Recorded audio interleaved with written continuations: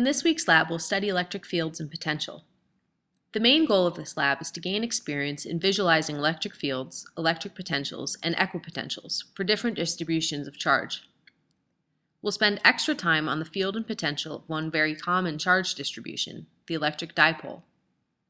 At the end of the lab, we'll put our understanding of fields and potentials to practical use. We'll start looking at fields and potentials of different charge distributions with the help of computer simulations. We'll take our first look at the electric dipole here. In the second part of the lab, we'll create a real electric dipole and map its potential with a mapping board and multimeter. Lastly, we'll use our knowledge of the field and potential of a dipole to create a model heart monitor, or EKG. In the first part of the lab, we'll use the EM simulator to look at some potentials and fields for different charge distributions. From the drop-down menu, you can select the charge distribution you want.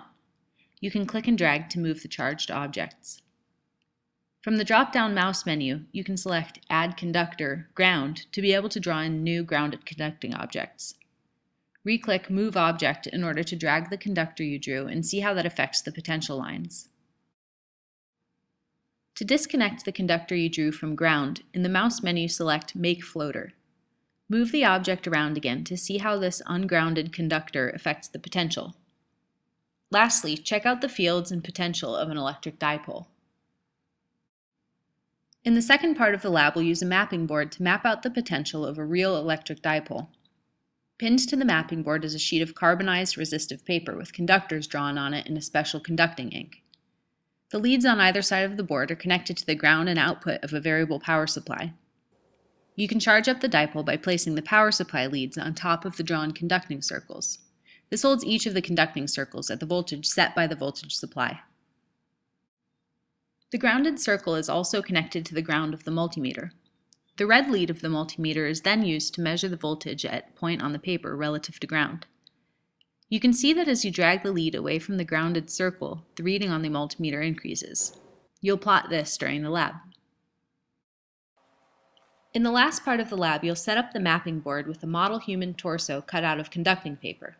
You'll connect 3 channels of Data Studio to measure the voltage differences along 3 different lines across the torso, from top left to top right, top left to bottom, and top right to bottom.